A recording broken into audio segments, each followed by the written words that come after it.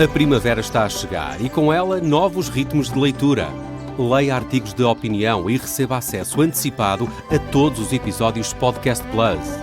Acompanhe a atualidade ao minuto. Assine hoje o Observador com até 58% de desconto e habilite-se a ganhar uma tote bag e um voucher da Livraria Almedina. Tudo em observador.pt.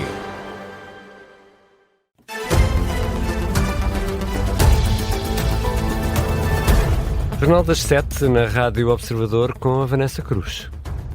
O presidente da Associação Nacional de Municípios diz que as declarações do Ministro da Economia foram um apelo a uma maior rapidez no processo de reconstrução de casas afetadas pelo mau tempo. Convidado do explicador, Pedro Pimpão, que é também presidente da Câmara Municipal de Pombal, diz que compreende as palavras do Ministro Manuel Castro Almeida, compreende que tenham causado indignação a outros autarcas. Castro Almeida reconhece que a construção de casas afetadas pelo mau tempo está a correr mal, mas atira responsabilidades para as câmaras municipais. Ora, o representante dos municípios, Pedro Pimpão, não tem dúvidas de que as autarquias estiveram sempre do lado da solução, mas relativiza as palavras do Ministro. Não fiquei melindrado porque eu, desde a primeira hora, têm sido os municípios, aliás, foram os municípios que deram a primeira resposta no apoio às nossas populações.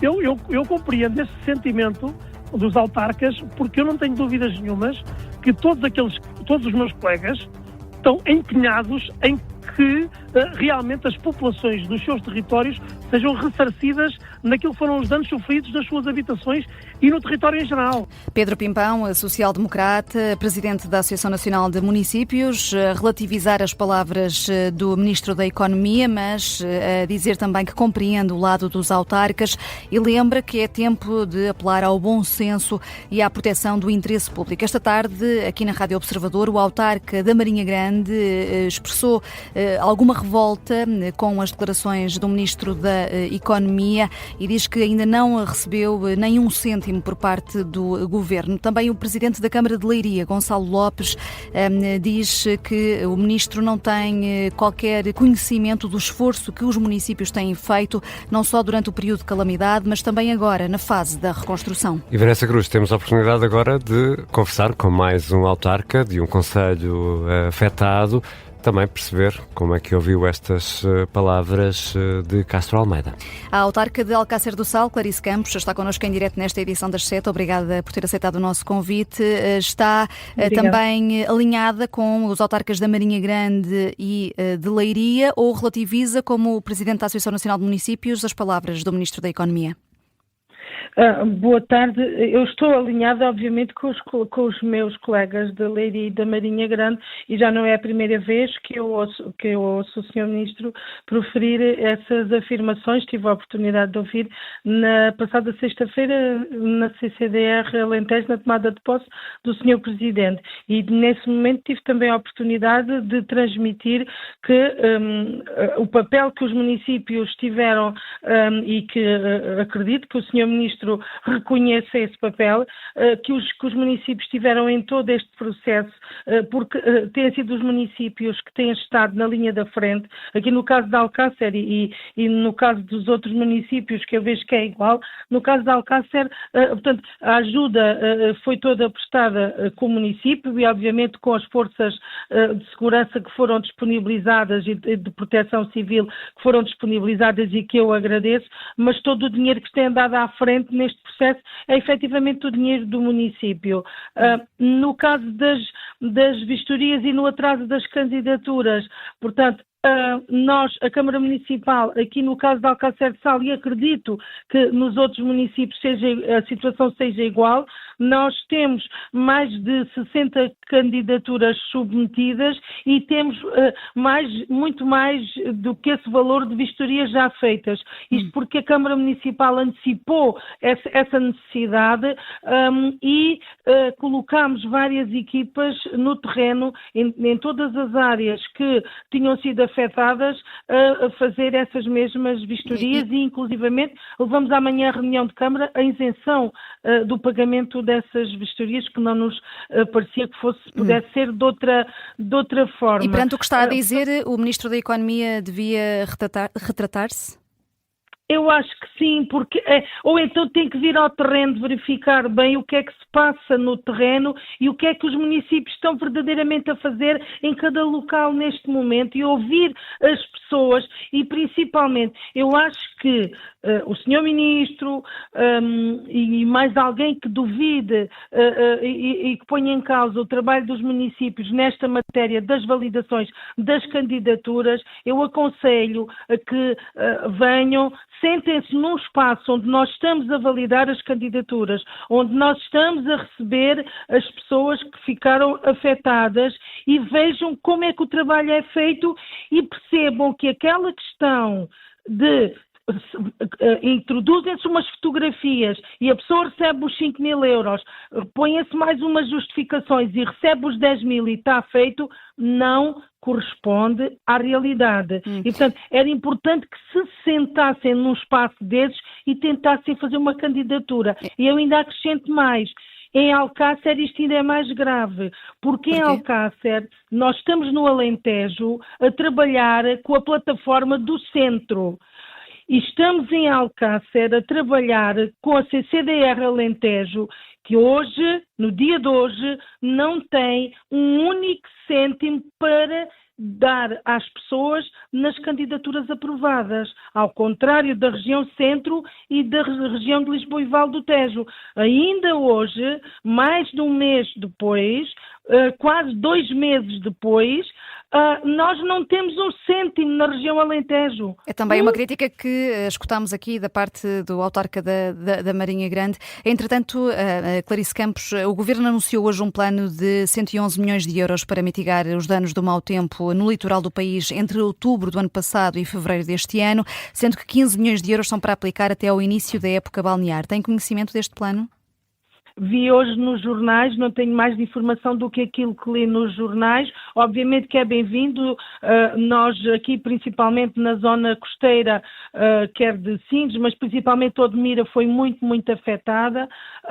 Não sei o que é que vai abranger, não, só li por alto a notícia, mas tudo o que venha para apoiar os municípios é bem-vindo. Agora é assim, nós precisamos desse dinheiro, é fundamental para o início da época balnear, mas é assim, os comerciantes de Alcácer, as pessoas que ainda hoje não voltaram às suas habitações um mês depois, também precisam do dinheiro e não têm um cêntimo. E esse diagnóstico fica aqui bem expresso. Muito obrigada, Clarice Campos, autarca de Alcácer do Sal, aqui com várias queixas à atuação do Governo. Entretanto, a Comunidade Intermunicipal da Beira Baixa também manifesta solidariedade com a Câmara de Leiria e ouvimos também aqui na Rádio Observadora da Marinha Grande e de Alcácer do Sal que ficaram indignadas com as declarações do Ministro Castro Almeida, que responsabilizou os municípios sobre os atrasos na reconstrução de casas afetadas pelo mau tempo. O Ministro que é nosso convidado amanhã no Explicador às 9h10 da manhã, o Ministro Castro Almeida,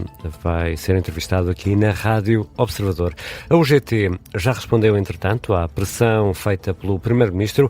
Já há data e hora para serem retomadas as negociações sobre a reforma laboral. Segunda-feira, 15 de março, às 3 da tarde. O Primeiro-Ministro anunciou hoje um novo encontro para o início da próxima semana. O Ministério do Trabalho confirmou, entretanto, ao Observador o dia e a hora. Luís Montenegro pressionou hoje a UGT a avançar com o processo. Sérgio Monte, secretário-geral adjunto da Central Sindical, diz que a UGT participa com o mesmo espírito com que a Central tem estado neste processo, com lealdade. Nós temos cumprido esse princípio da lealdade. Portanto, iremos continuar nesta postura. E se houver acordo, haverá. Se não houver acordo, não vê mal ao mundo. O projeto seguirá para a Assembleia da República. Nós também tentaremos, juntos dos partidos políticos, fazer valer as nossas posições, porque este anteprojeto, se for aprovado tal como está, vai criar muita conflitualidade nas empresas. Estou certo disso. Sérgio Monte, entrevistado pela jornalista Marina Ferreira, a UGT foi acusada pelo Ministério do Trabalho e pelos patrões de intransigência nas negociações da lei laboral. O Primeiro-Ministro diz que o Governo já aceitou 26 propostas da Central Sindical. A CGTP, entretanto, não foi convidada para essa reunião de segunda-feira, 16 de março, mas pede para ser recebida em Belém pelo Presidente da República, António José Seguro. O Primeiro-Ministro associou hoje o comportamento da CGTP ao comportamento do Chega. André Ventura já vai responder.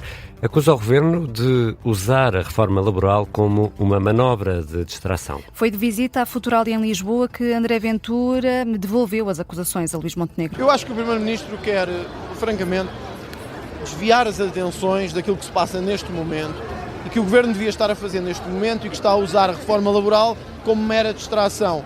O Governo sabia, desde agosto do ano passado, da disponibilidade do Chega, como líder da oposição, para se sentar à mesa e resolver problemas. Não é atirar problemas para cima das pessoas, é resolvê-los nas várias áreas da lei do trabalho. Era resolver, não era criar mais. Agora, temos uma situação que não foi o Governo que criou, internacional, com um aumento brutal dos combustíveis. As pessoas estão a sentir um aumento brutal de combustíveis, de gás natural, se vai repercutir e já se está a repercutir nos alimentos, e o Governo tinha que tomar decisões rápidas sobre isso. Como não tem coragem de tomar, anda a desviar as atenções com a reforma laboral.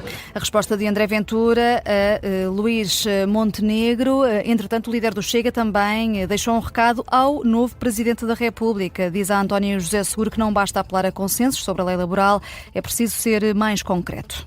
E Luís Marques Mendes regressou a Abreu Advogados, isto após a candidatura falhada à Presidência da República. Notícia avançada esta tarde pelo jornal Eco. Depois de ter saído derrotado das eleições, Marques Mendes voltou este mês a ser consultor sénior e membro do Conselho Consultivo da Abreu Advogados. A sociedade esclarece ao jornal que o antigo candidato a Belém vai exercer funções de apoio à reflexão estratégica, ao posicionamento institucional e desenvolvimento do projeto Abreu. Também é sublinhada a experiência profissional e institucional de Marques Mendes, amplamente reconhecida. Marques Mendes, que não marcou presença na tomada de posse de António José Seguro. E há outras notícias a marcar a tarde desta quarta-feira.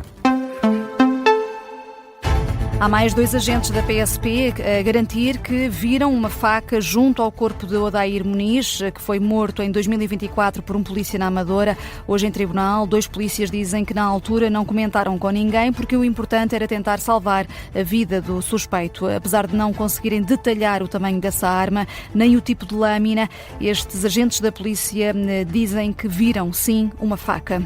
O Irão avisa os Estados Unidos e Israel para se prepararem para barris de petróleo a $200, o que equivale a cerca de 170 euros o barril.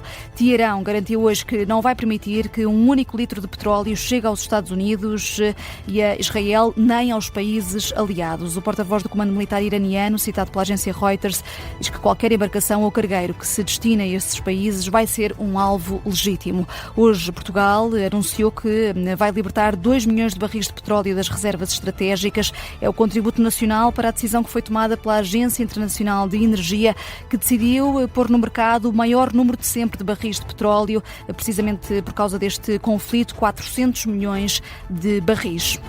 A mortalidade fetal e infantil aumentou em Portugal. Os dados são da Direção-Geral da Saúde, relativos a 2024.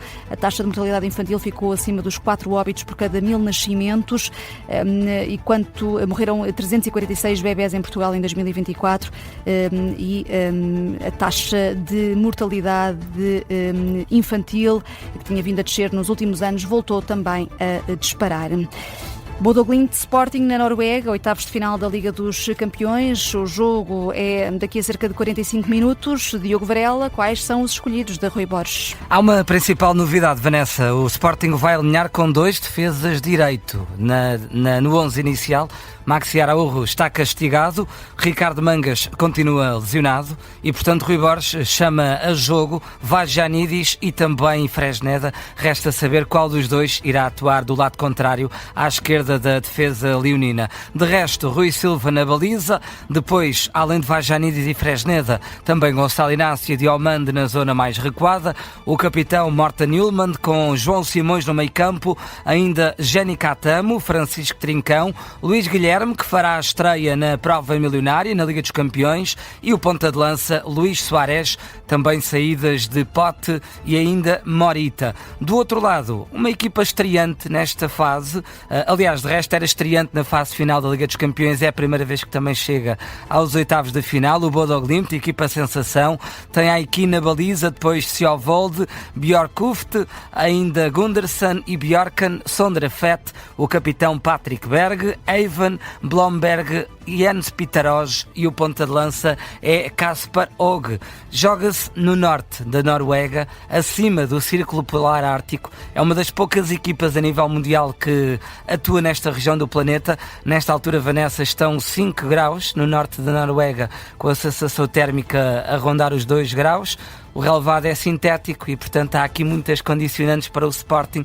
Vamos ver como é que a equipa leonina se comporta, sendo que também em termos de Liga dos Campeões, o Sporting nunca chegou aos quartos de final da prova. Vai ser um jogo com muito frio. O relato aqui na Rádio Observador é do Diogo Varela.